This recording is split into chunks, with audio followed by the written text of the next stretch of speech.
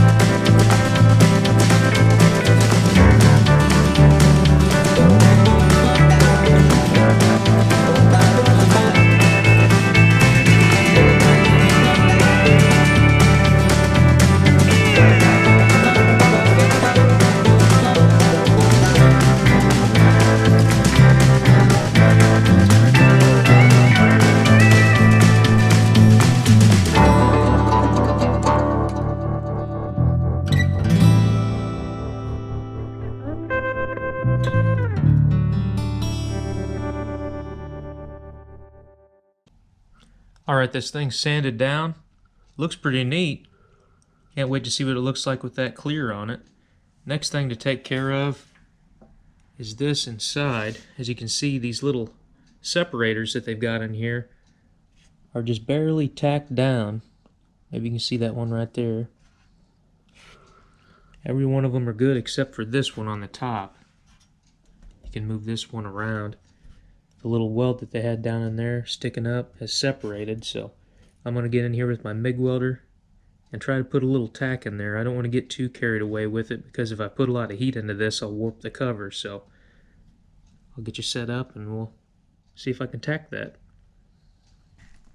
As I was moving this around to clean this area up, the tack weld back here broke also, so I'm going to go ahead and clean both of these areas up and weld them when I get the welder out.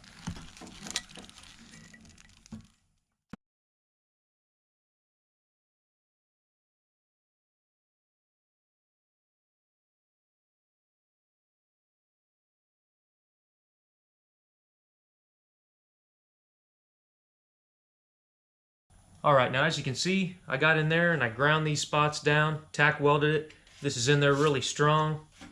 Let me try to show you on the GoPro there. Might be able to see that. I ground this one down pretty good, got it looking alright. This one I'll have to get in there and be a little bit creative. Get a Dremel bit maybe in there and clean that weld up just a little bit. But I planned on redoing and refinishing the inside of the box as well, spraying that clear on it, but I don't want to do that for a number of reasons. The biggest reason is this sticker right here that's talking about the warranty, about the tools. I don't want to have to try to tape that off because I'm afraid the tape would peel it off, and I don't want to just spray over it because it might actually cause this sticker to lift. So I want to leave this alone as much as I can, and we'll redo the outside of the box and see how it turns out. Moment of truth.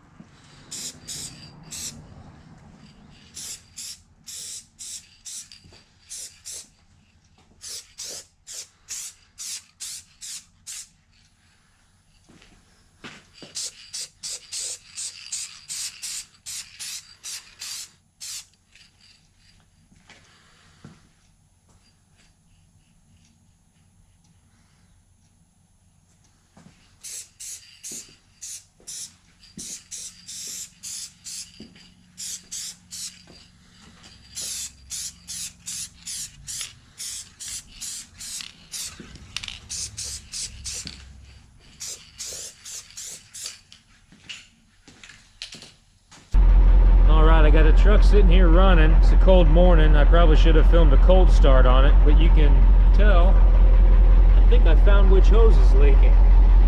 All over the back of my truck. Luckily, from what I can tell, it looks like the hose is only about 4 foot long, so I'll get some tools out, turn this thing back off, pull that hose off, and hopefully have O'Reilly's or Federated Auto Parts make me a new one today. This thing runs good, but man, when it starts up cold, she's a smoker. Alright, I got the hose off of the truck, and luckily, like I said, it's a short one.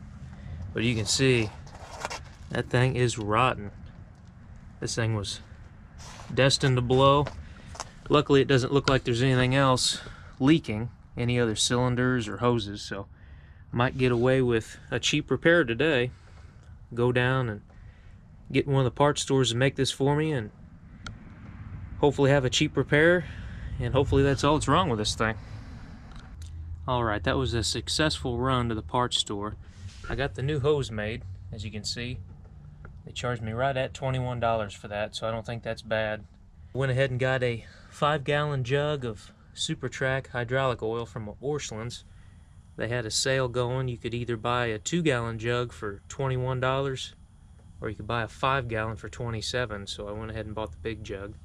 I don't really want to fill this truck completely up. I usually run the tank about half full.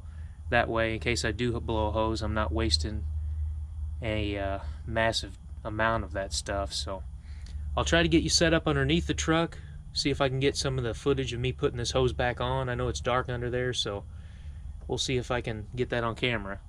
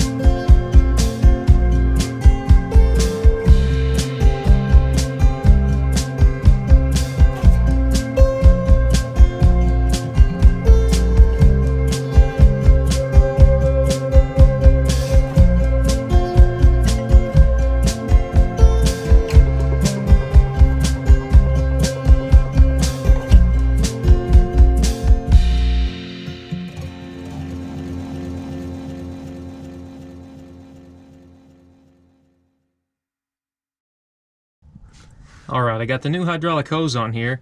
comes from this block that runs all the other hydraulics, comes up here, snakes around right into this cylinder. Now the cylinder runs the tilt for the bed, raising it up and down, so I wouldn't have been able to load that truck if they wouldn't have had that forklift, so a big special thanks to them again for being able to load that. If I would have drove all the way over there and would have been SOL on getting that truck on the back of this. So got that hose replaced. These other ones don't look too bad. It's kind of always nerve-wracking when you do something like this because there's a chance you could get another one of these to leak by prying around on them and all of that. That just has some remnants of the other one leaking onto it. But now I'm gonna go ahead and fill up the hydraulic oil on this thing as best I can. We'll get that truck unloaded off the back of this thing.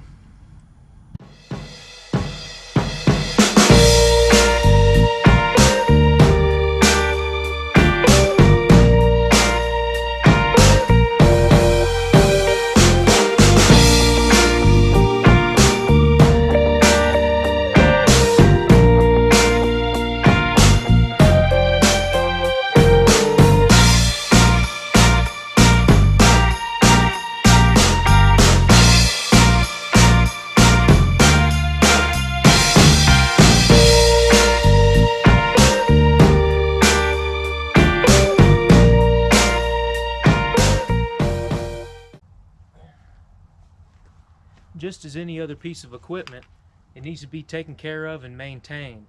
Now you could easily use this truck, put it away, not have to worry about that, but one of those times it's going to come back and bite you. That's why every chance I get, usually every 3 times of using this truck, I'll go over every fitting back here, make sure it's properly greased. And that goes the same with those binders.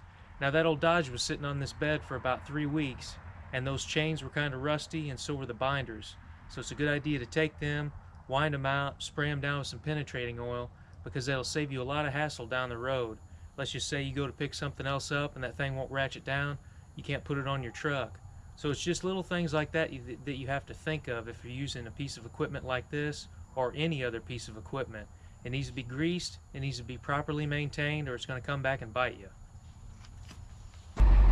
Now one thing I wanted to touch base on as well is the controls on this bed. I got the truck running, hopefully it's not too bad on background noise, but there's 3 controls. The front one controls the pitch of the bed up and down. The middle one controls rolling the bed back and forward, and the furthest one back controls the dovetail and the winch. Now there's a lever up here on the side of my bed. When it's out, controls the dovetail. When you push it in, it controls the winch. They both run off of the same block. So as you can see, if I push this forward, the bed will go forward. That's what runs the bed back, is this middle lever.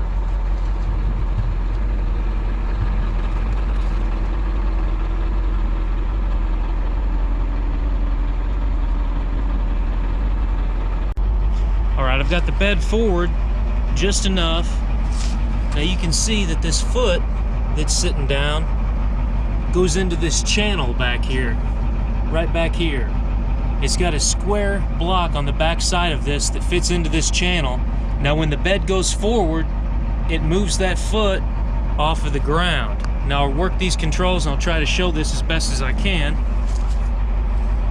But you can only run the bed forward enough to where it meets that spot. And then you want to make sure you pitch it down a little bit, get that foot off of the ground.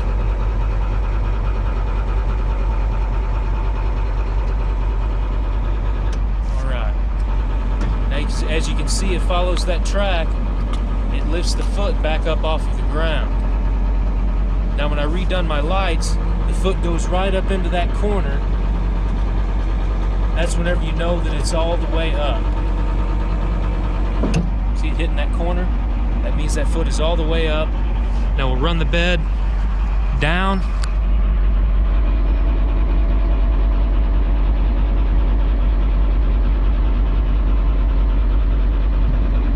Alright, and the rear control, like I stated earlier, controls the winch and the dovetail.